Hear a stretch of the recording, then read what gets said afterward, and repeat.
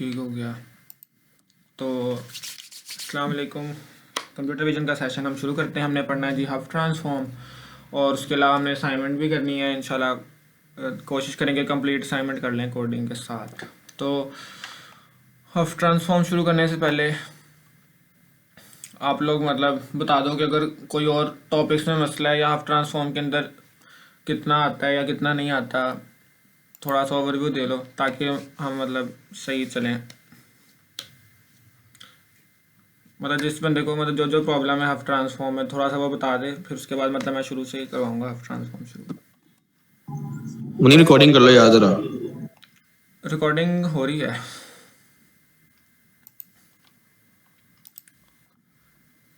जैसे मुनीब जरा एक दफ़ा चेक करना कि वाकई हो रही है। यकीन नहीं आ रहा यहाँ से। साउंड रिकॉर्डिंग कर रहे हो? पूरी रिकॉर्डिंग हो रही है तो स्क्रीन की भी होगी शायद। हाँ फुल स्क्रीन की हो रही है।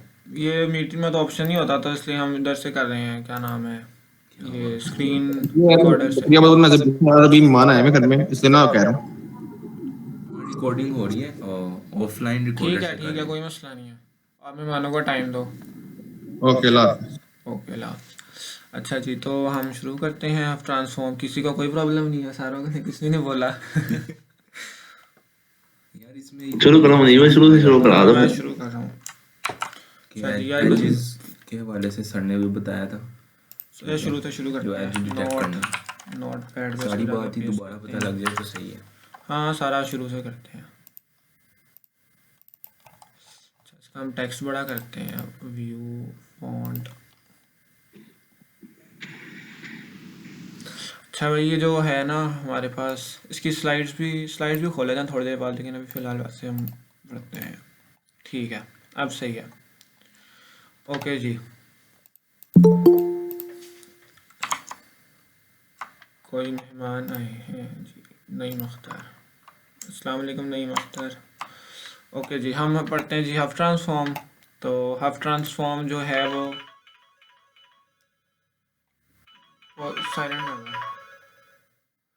अच्छा जी, हफ ट्रांसफॉर्म पढ़ रहे हैं हम। और हफ ट्रांसफॉर्म जो है ये यूज़ क्यों होता है, करता क्या है, और वगैरह वगैरह। ठीक है, तो सिंपल ज़ुबान में अगर एक्सप्लेन करें ना हफ ट्रांसफॉर्म क्या है ये बिला। ठीक है, तो फॉर एग्जांपल ये हमारे पास एक इमेज है। ठीक है, सबसे पहले तो ये बताओ कि किसी को इसमें कन्फ्यूजन तो नहीं है कि ये इमेज कैसे हो सकती है? ये कन्फर्म है सारों को? तो इसके लिए जो बता दो एक दो बंदे।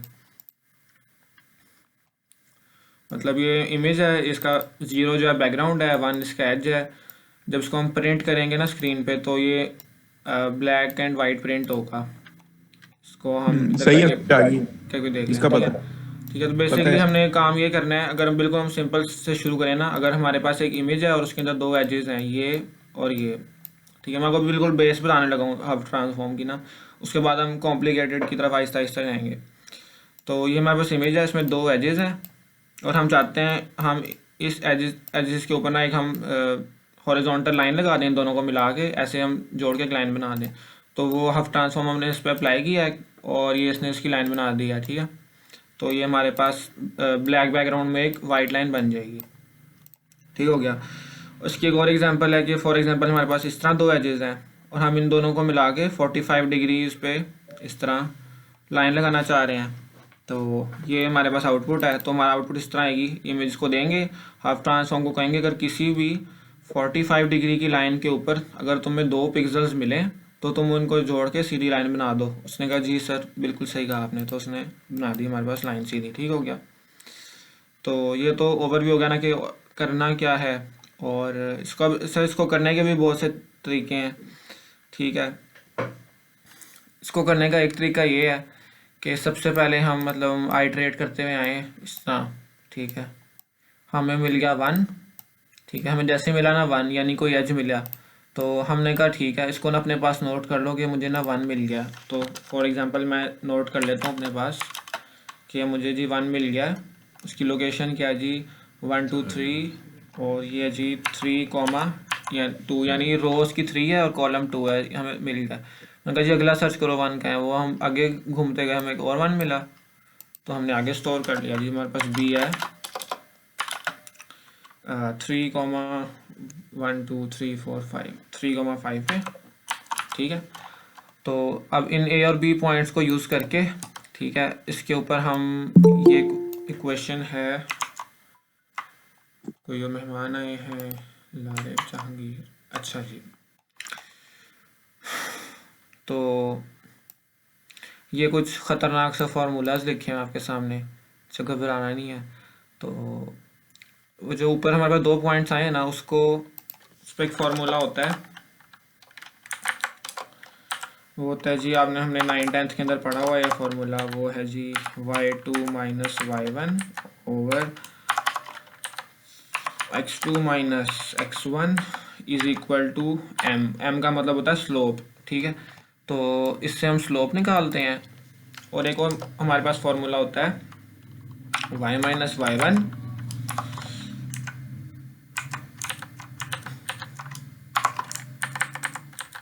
Equals m into x minus x1, ठीक हो गया। तो x माइनस x, तो सबसे पहले हम जब ये फार्मूला लगाते हैं ना 2 पॉइंट्स के ऊपर, तो हमारे पास m निकलता है। उसके बाद हम ये वाला लगाते हैं तो हमारे पास c निकल आता है इसमें से कांस्टेंट, ठीक है। हमारी जो इक्वेशन है वो उस तरह की बन जाती है, y equal to mx plus c, ठीक हो गया। तो अगर हम इस तरीके से काम करें ना कि इस तरह हम 2 पॉइंट्स को नोट करें, उनकी इक्वेशन निकालें, उनसे क्या इक्वेशन निकलती है, फिर पूरी जो हमारी है क्या नाम है इमेज है, उसके अंदर जितने भी पिक्सल्स हैं और मौजूद, फॉर एग्जांपल यहाँ पे भी एक पिक्सल था, तो जब हमने इसकी इक्वेशन बना ली y equal to mx plus c, तो ये 3,6 वाला पिक्सल है, इसको हम पुट करेंगे जो हमने इक्वेशन बनाई थी उसके अंदर। तो हमारे पास अगर इक्वेशन सेटिस्फाई करेगी तो ये जो है पिक्सल ये लाइन के ऊपर लाया करेगा, वरना लाइन के ऊपर लाइन नहीं करेगा। खैर जो भी ये सारा चीज़ थी ना, तो अगर हम इस अप्रोच से काम करें ना, तो हमारे पास हम हर पिक्सल पे जाएंगे, उसको अगले से कंपेयर करेंगे, इस पे जाएंगे, उसको अगले से कंपेयर करेंगे, यानी लाइन की इक्वेशन बनाएंगे, फिर बाकी सारे जो है हमारे पास एजेस उनको इस लाइन में पुट करेंगे। और ये सारे जो काम है ना, इसके अंदर जो हमारे पास है कॉम्प्लेक्सिटी, वो n⁻³ की है वर्स्ट केस में, यानी अगर हमारे पास 1000 हमारे पास अगर पिक्सल्स हैं, तो अगर हम उस पर आप ट्रांसफॉर्म लगाएं और क्या कहते हैं एजेस यानी लाइंस निकालना चाहें, तो हमारे पास सारी लाइंस निकल आएंगी और हमें पता चल जाएगा कि कौन कौन सा एज कौन कौन सी लाइन पे आता है, ठीक है। और लेकिन उस समय जो टाइम है ना, वो लगेगा हमारे 1000⁻³ यानी 1000, ठीक है। इतनी हमारी आइट्रेशंस होंगी, ठीक है, तो तब जाके हमें आंसर मिलेगा अगर सिर्फ 1000 पिक्सल्स हैं। और जो हमारी रियल इमेजेस होती हैं, वो आपने देखा पता नहीं कितने 1 MB 2 MB, यानी ये यहाँ पे 6 zeros हो जाते हैं, तो यहाँ पे 18 zeros हो जाएंगे, तो 10⁻18 के अंदर जाके हमारा आंसर आएगा। तो ये काफ़ी जो है जी बुरी अप्रोच है। तो इससे मतलब हमारा मतलब काम तो हो जाएगा, यानी जब हमने इसको यूज़ करके इक्वेशन बनाई, इस एज को इस इक्वेशन में जब डाला, तो आंसर आ गया जी सेटिस्फाई। हमने कहा जी लेट से 3 पॉइंट्स हमें एक लाइन पे मिल गए हैं, तो इस पूरी लाइन के ऊपर आप 1 1 कर दो, तो हम इस पूरी लाइन के ऊपर 1 1 कर देंगे, ठीक है, इस तरह करके, ठीक हो गया। तो ये जो मैंने पूरा प्रोसेस बताया आपको, मैंने इसकी भी डिटेल नहीं बताई, तो इसकी डिटेल जो है, हाँ, इसकी डिटेल जो आपको हम बताते हैं अभी।